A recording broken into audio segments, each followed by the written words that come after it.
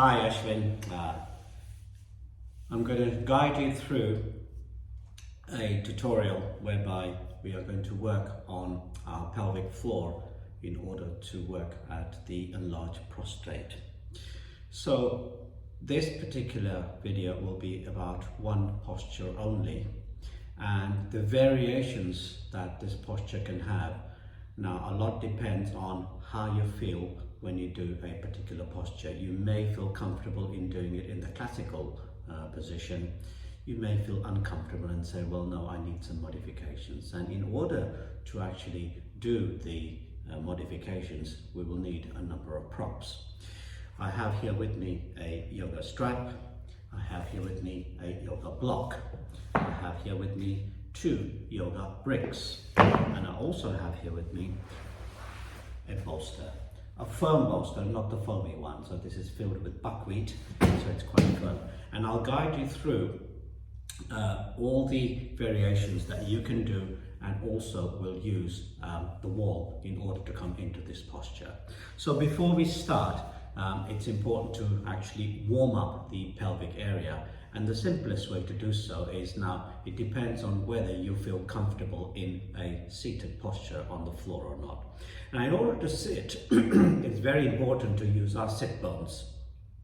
The sit bones are those bony bits at the bottom of our buttocks. So from an anatomical point of view, here is your anatomy, and you can see at the bottom of the pelvis, if I leave, you find these 2 bones over here, which basically number 1 and number 2, okay, and those are the bony bits at the bottom, on the bottom of your buttocks, okay, and they're protruding. Now these are the bits, this is called the ischium, and these are the bits that when you actually do sit down, so I'll use this as a guide.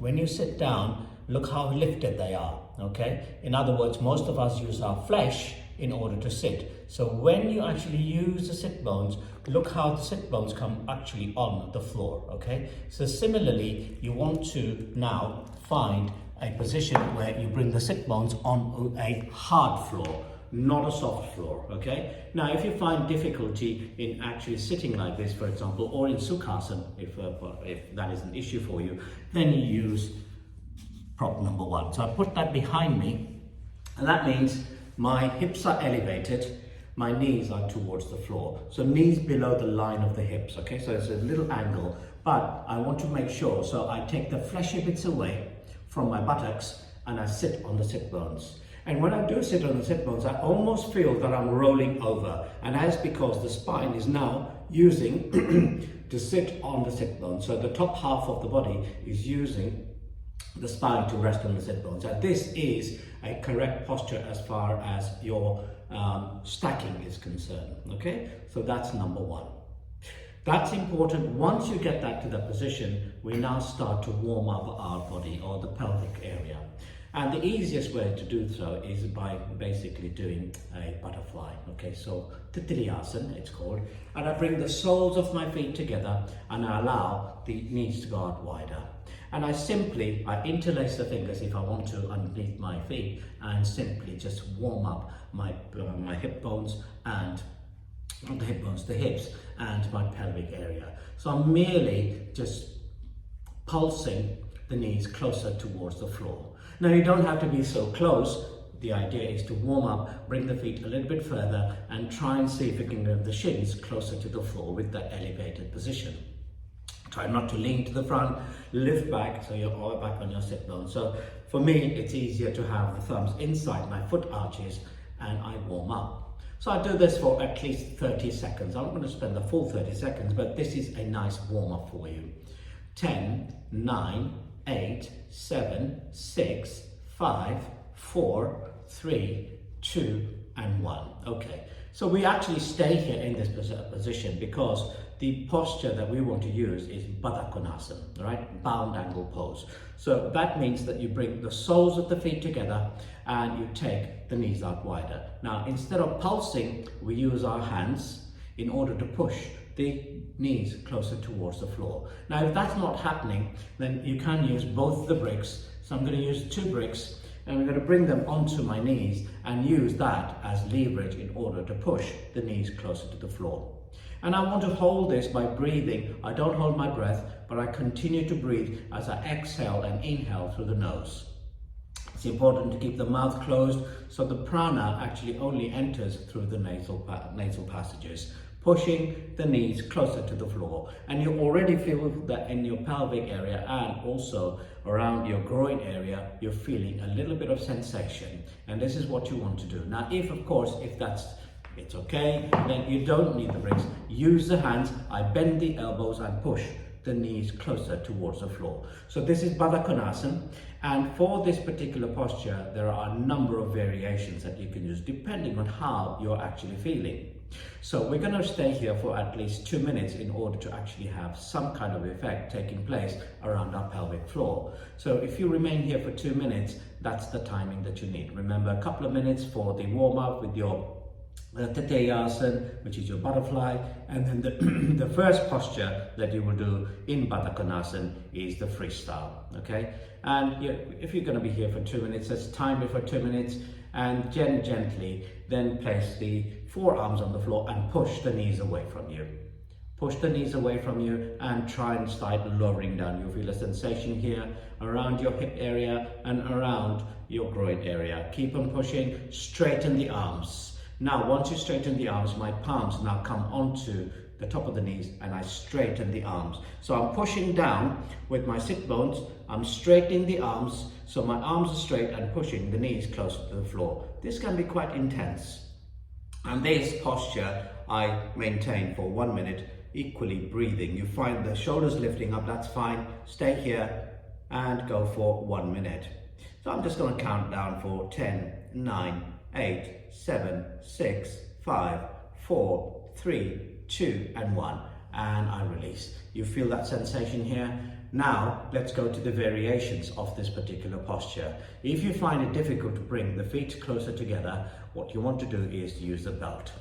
So I've got a belt available here for me, and I'm going to show you how to thread the belt first, okay? So here is my belt, and I'll come closer to the camera so that you can see how to actually use this belt. It's very, very important so that it actually maintains the integrity of the posture. So I have a couple of D-rings. These are metal D-rings. I just transfer the loose end of the belt over D-ring 1 and D-ring 2. So I put that underneath and thread it out to D-ring 2. Once I do so, I then thread the belt through, and now I want to create a loop that I'd be able to control in terms of width. So the belt goes over D-ring 2 and the belt goes underneath D-ring 1, okay? So over 2 and underneath 1. So once I've done that, once I've threaded it through, look what happens. So there we are, and it actually comes through, right?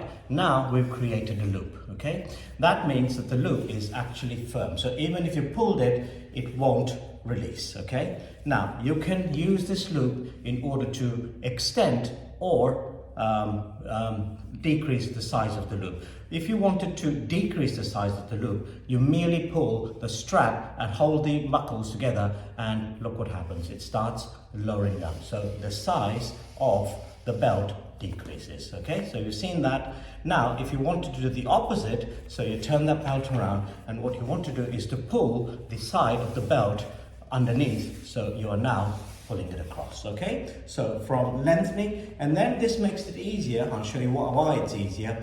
Then we merely need to either pull or pull inside or pull outside in order to decrease or increase the size of the loop. This is the loop that you want, okay? So that's done. Now, in order to go into this posture again, because you're finding it difficult, I'm now going to bring the soles of the feet together. And if the soles of the feet are opening because the hips are tight, I now take the belt underneath, okay?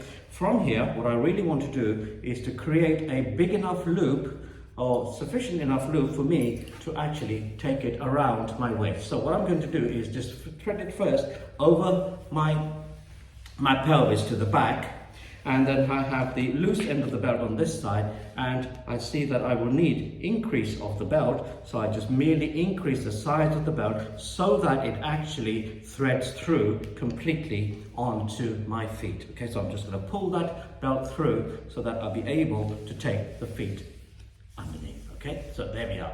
Now, this has to be taut, okay? So in other words, this is slightly loose at the moment. All I do is use the deep part and I pull the belt. I pull the belt so that the feet start coming together. Once I get the feet coming together, I keep on pulling the belt and look what happens. So you don't have to make that effort in order to actually bring the soles of the feet together. What happens is that support of the belt around the pelvis area brings that together. And now you can sit here in Baddha Konasana, and if you feel that perhaps you wanted to, you can use the bricks. Let me just go a little bit behind just to show you exactly what I mean. Now I do the same exercise but with a supported belt.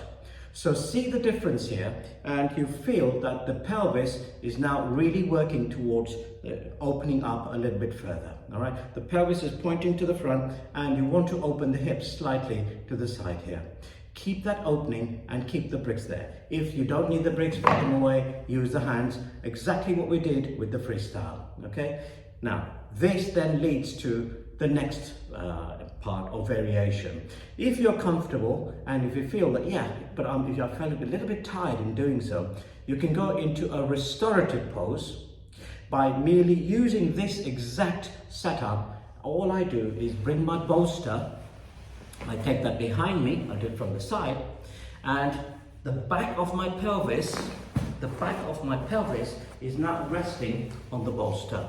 Once that's there, I then allow my spine to roll backwards, okay? So I'll roll a little bit forward so you can see exactly what I'm trying to do here. So the edge of the bolster is now lining up with the edge of the back of my pelvis. I then roll back and I simply place my entire spine onto the bolster and I stay here. So this is Baddha Konasana, except that is in a restorative pose. And keep the palms facing the ceiling and have the back of the head onto the bolster. Allow the spine to relax, and the work that is being done by keeping that belt in the Baddha Konasana is really taking place into the hip and the pelvis area. Feel the opening on both sides of the groin. Feel the work going on. And if you wanted to, basically, if you feel that the knees are hurting, what you can do is support the knees with the bricks. Okay? So I can have the bricks lined up so I can wedge them underneath and have them supporting me. And I lie here. Chin towards the chest, head on the that. If you feel that the head is flying too far to the back, I use that block and elevate my head a little bit further. Makes me a bit more comfortable, and this will allow you to rest in Baddha Konasana in a restorative pose. So this is variation number 3. The first variation we started with, or the first one, where no props were used. Number 2 was when we used the belt. Number 3 is we used the belt, the bolster, and the 2 bricks supporting. Allow the opening of the hips, allow yourself to relax here, and you're going to stay here, and you can stay in this posture for at least 5 minutes, okay? So that's variation number 3, and in order to go to variation number 4, I'll move the camera slightly, and then you can do the same posture on the wall. So I gently lift up, I come up, I release the belt, I take the belt overhead, and I'm ready to go into my variation number 4. So this is just the one posture, so I'm going to move the camera and I'm going to now show you what I'm going to be able to do at the wall, okay? So coming at the wall, what I'm now going to do is now lie down on the floor. So the way to come down is I line up, and obviously you can do this against a wardrobe or a door as long as you have enough space. So I'm lining up my right side of my hip onto the side of the wall. I take my hands behind me and I lie on the floor, okay? So I'm going to lie on the floor and I'm going to lift my legs. I'm going to turn around and have the back of my pelvis on the floor and my sit bones touching the the floor. Then I straighten my legs, I bend my knees, and I bring both the feet together as I would in a seated position. And this is exactly the same pose. Now here, you can actually use the wall in order to work a little bit further by opening the groin area. So I use both the hands and push the knees towards the wall. You'll feel the opening here in your groin, and I keep on pushing the knees closer towards the wall. And I stay here for at least 10 minutes. Or 5 minutes, I should say, not 10 minutes, because the entire process should take no longer than 12 minutes altogether.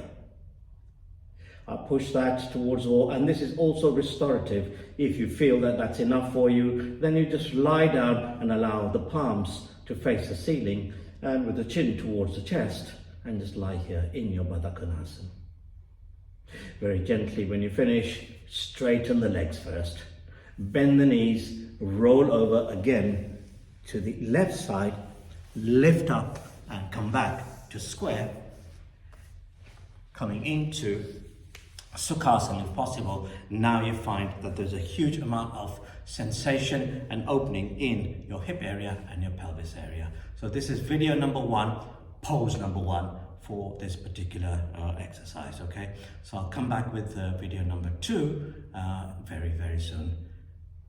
Namaste. Thank you very much.